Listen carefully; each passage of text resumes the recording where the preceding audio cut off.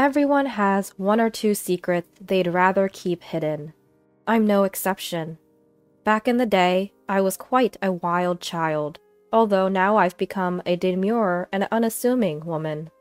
Losing my parents at 15, I quickly went astray and joined a gang of troublemakers. I gathered some of the girls from the gang and formed a ladies' group. Thanks to being forced to learn wrestling by my dad since childhood, I was known locally for my overwhelming strength, surpassing even the boys. My life in that world came to an end after meeting a certain person. But living such a life, it seems you inevitably accumulate some lingering issues. My name is Nancy. Now 35, I live as an ordinary housewife, working at a local supermarket. With my light makeup and quiet demeanor, no one would guess that I once wore flashy makeup and rode around on motorcycles. Yes, I was a member of a delinquent group and the leader of a ladies' gang. But then I met my husband, Joshua, and everything changed. It all started 10 years ago, during a clash with a rival gang, when Joshua unexpectedly intervened. That gang used to start fights at every gathering. One day, a particularly fierce brawl broke out. Joshua joined in to save his brother, a member of the rival gang. As members of both groups were falling, Joshua and I were the last ones standing. I even remember Joshua laughing at his mistake, realizing his brother wasn't even there. His dignified appearance somehow struck me, and I found myself speaking to him. "Hey, you're pretty cool." "Me? Really? Looking like this? You must have some strange tastes." "Were you calling out for someone named Noah? Did you find him?"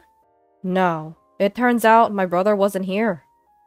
That's how our slow, private conversation began. Joshua's brother, it seems, was an irredeemable delinquent. Joshua had even taken up boxing, trying to reform him. Joshua himself admitted he couldn't stand to ignore wrongdoing. He struck me as a man brimming with a sense of justice. Through our conversation, we grew close. Over time, we met more often, and it became clear that we had feelings for each other. But back then, Joshua despised delinquents.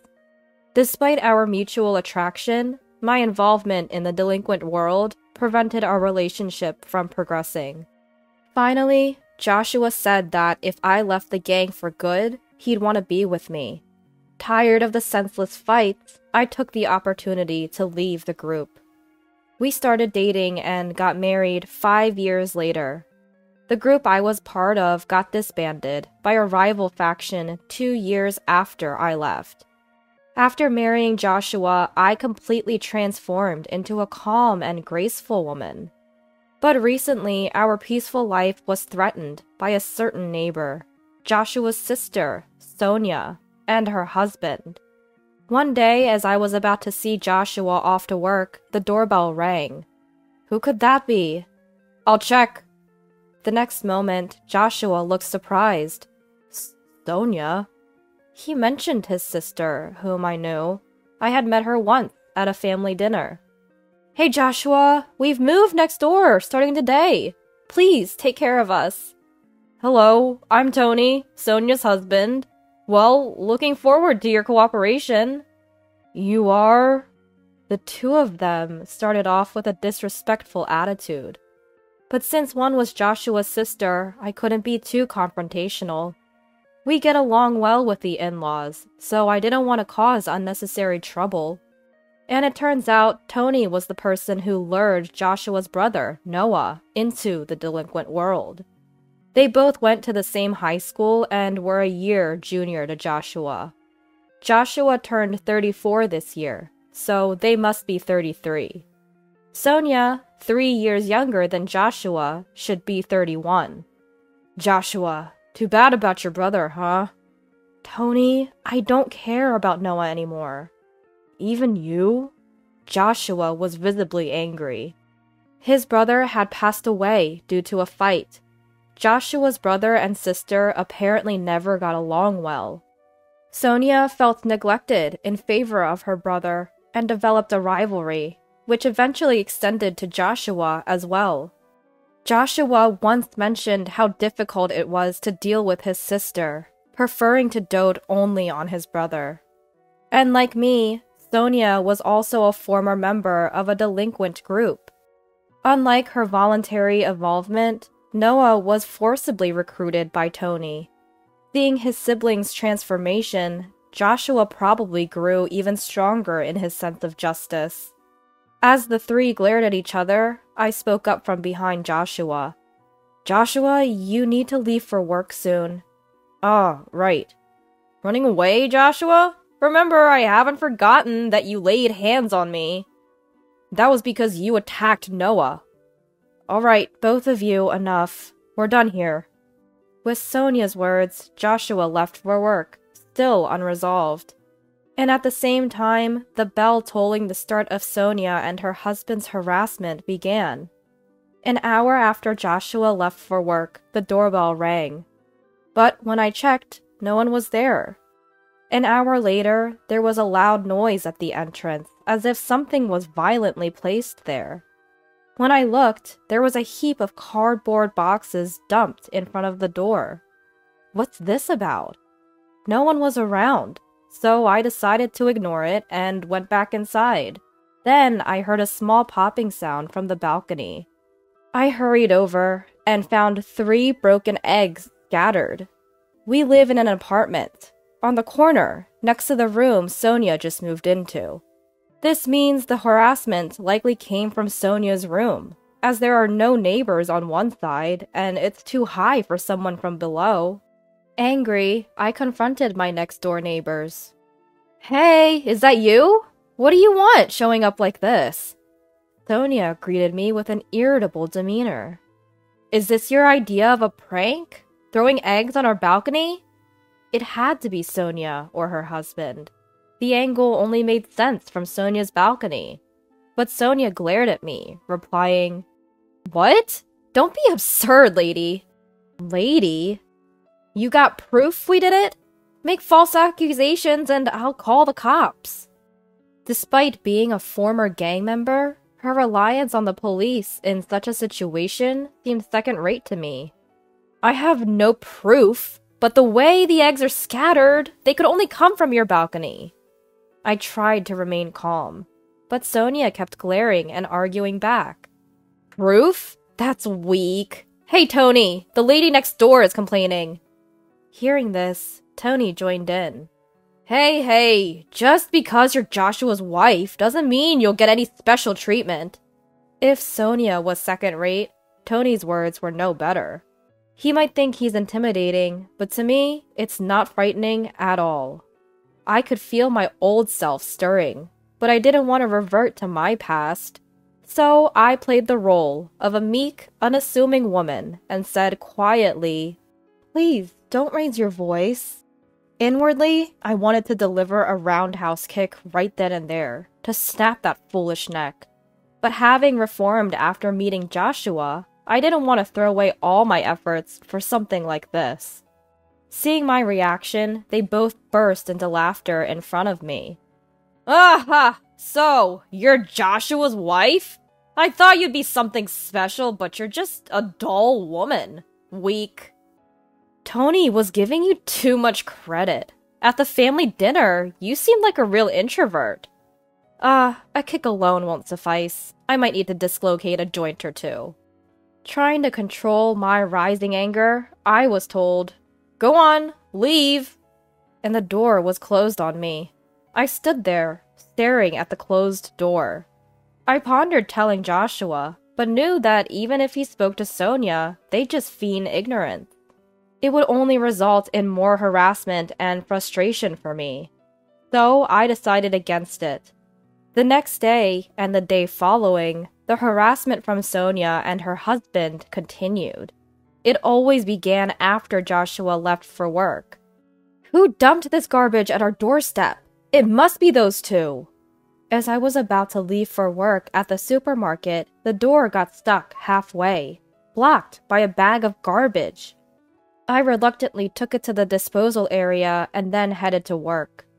5 hours later, I returned home to find, "This is unbelievable!"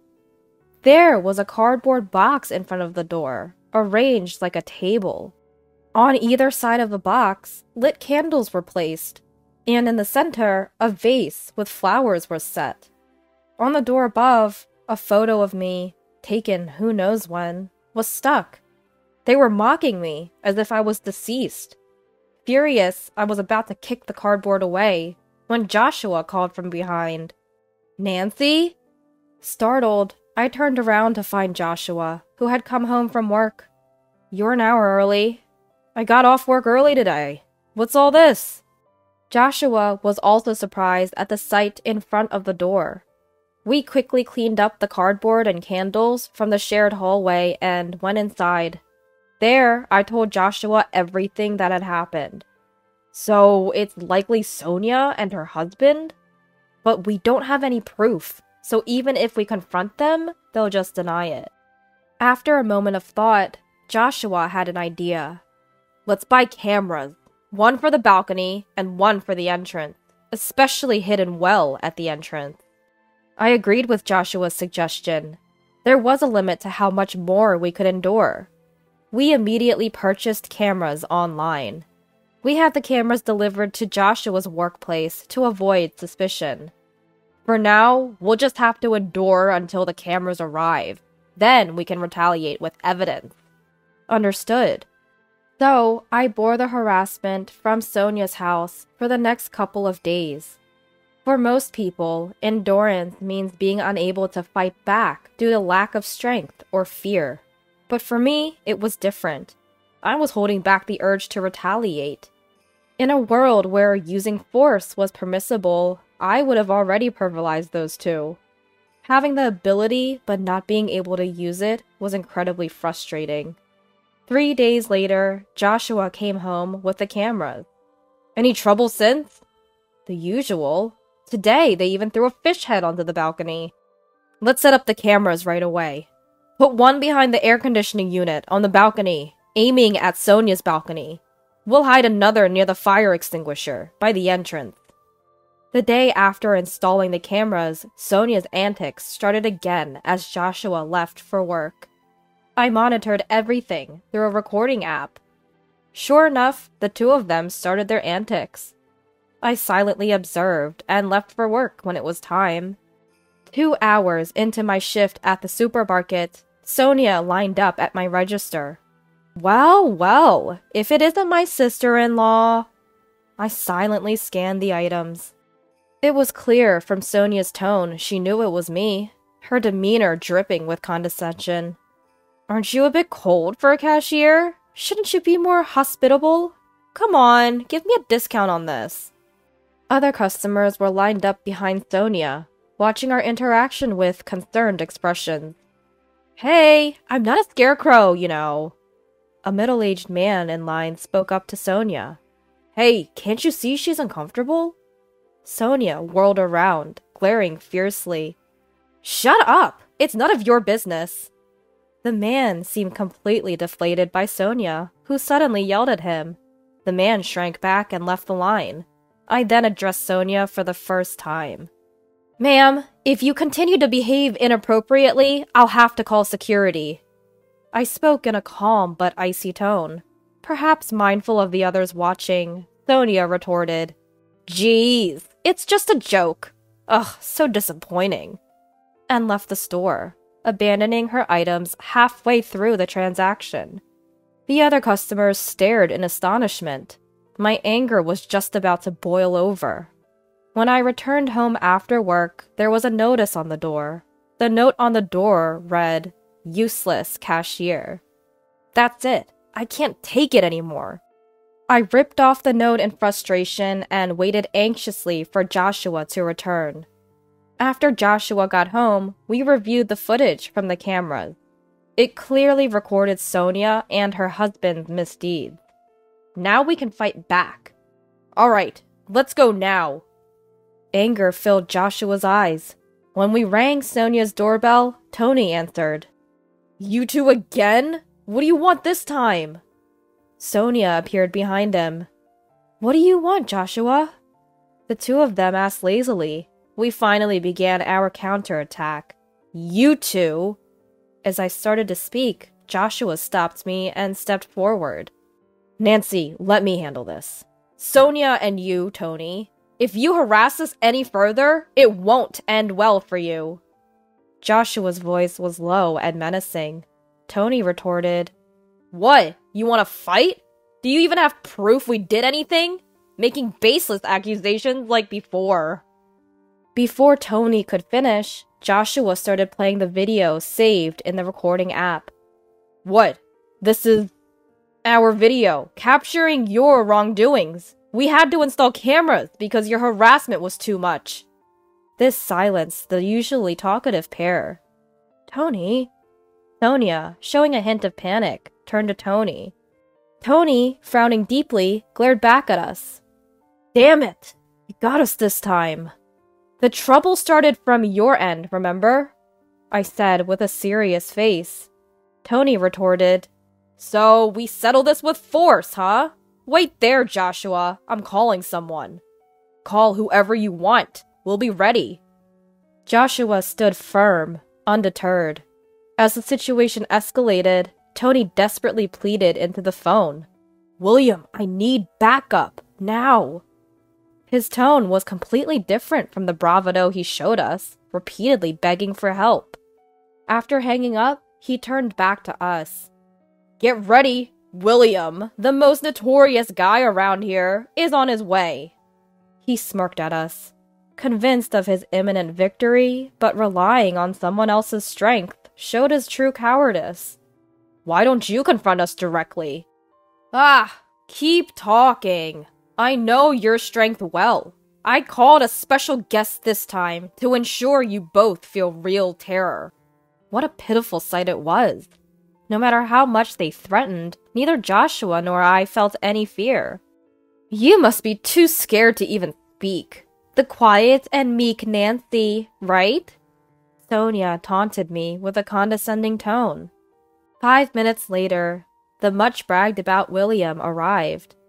However, he looked surprised when he saw us. William, over here. Long time no see, William. Sonia and Tony were visibly excited, having high expectations of him. But their expectations were quickly shattered. What's going on here? Indeed, long time no see, Will. My calling him Will left Sonia and Tony with puzzled expressions. Joshua also greeted him. It's been a while, Will. The couple looked even more confused by this interaction. Confused, Tony asked, What's this? How do you know William? As Tony spoke with sweat on his forehead, Will looked back and forth between us. I simply said to him, Well, let's not do this, okay? Hearing this, an angry Tony retorted, Don't joke around! William, please, do something! Please! Sonia and Tony were frantic, unable to grasp the situation. But then Will addressed them. Hey, don't tell me you mess with Nancy! His question left the couple momentarily stunned. So what if we did? Tony answered hesitantly. Furious, Will shouted, Idiots! Don't you know who you're messing with? His rebuke left them standing frozen. They clearly had no idea what was going on. Seeing this, I turned to Joshua and said, Hey, Joshua, can I revert to my old self from 15 years ago, just for now? Instead of Joshua, it was Will who turned and responded. Nancy, please, don't! If you do something to them, it might not end up more than just an injury. What? You're giving me orders now, Will? No, I didn't mean it like that. Seeing the special guests they called for help, now humbly apologizing to me, Sonia and Tony were bewildered. What's happening here? Their faces turned pale as Will spoke. Do you two know about BBN? Well, yes, it's famous. It stands for Black Butterfly Nancy, right? The nickname of the former leader of a ladies' group. That's right, and this lady here is Nancy herself. No way. Really? What? Both lost their bravado in an instant. Continuing, Will said, Back then, I led another delinquent group, but we were decimated by Nancy's group. She could take down 30 people by herself. Sonia and Tony now looked at me fearfully. It made sense. They'd been harassing someone who they thought was inferior, only to find out she was the leader of a ladies group they themselves had once belonged to. I didn't know. Nancy is practically a legend. We joined the group 6 months after you left. As Sonia said, she and Tony had joined the group half a year after I had left. Will had been scouted by me and stayed in the group even after my departure, and looking after Sonia and Tony as their senior. He left the group just before it was decimated by a rival group. By that time, Tony had taken over as the leader, and was the last leader before its downfall. Before you ruined it, it was an invincible group. You can't match Nancy. How could this? Tony was increasingly cornered and distressed by Will. Well, the group that took you down is now the strongest in New York State. But if Nancy was still active, she would still be the strongest. Hearing this, Sonia and Tony collapsed, their spirits broken. Seeing this, Will turned to me and apologized. Please forgive them for my sake. Watching Will apologize, Sonia and Tony had completely lost their will to fight. They never imagined their call for help would backfire this way. Alright, but you'll have to settle your dues properly. I glared at the two of them and said, Ah! They let out a short scream. For 1 month, you'll clean this apartment and our balcony that you dirtied. If you skip even 1 day, I won't be so forgiving next time. Okay. Sonia, completely intimidated, managed to stutter out her agreement. Tony, unable to speak, just kept nodding frantically. Watching them, Will commented, No one can really stand up to Nancy. Hearing this, the silent Joshua finally spoke. But I hate delinquents. If Nancy hadn't reformed, I wouldn't be here. Looking down a bit, Joshua said softly, and I peered up at him. Don't worry, I won't show that side of me again. Will burst into laughter at this scene, and we all ended up laughing together. Will and Joshua knew each other because the three of us had met after I left the group. We bumped into Will while on a date and had tea together. Well, now that's settled, why don't you come over for dinner, Will? We three left Sonia and Tony slumped by the entrance and headed to our apartment. Before entering, Joshua added, Sonia, you're my sister, so I'll let this slide just this once, but there won't be a next time. Watching him, I wondered if he too was hiding the same fighting spirit as us. From that day, the harassment from Sonia and her husband completely stopped. As promised, they continued cleaning our balcony and the common areas of the apartment.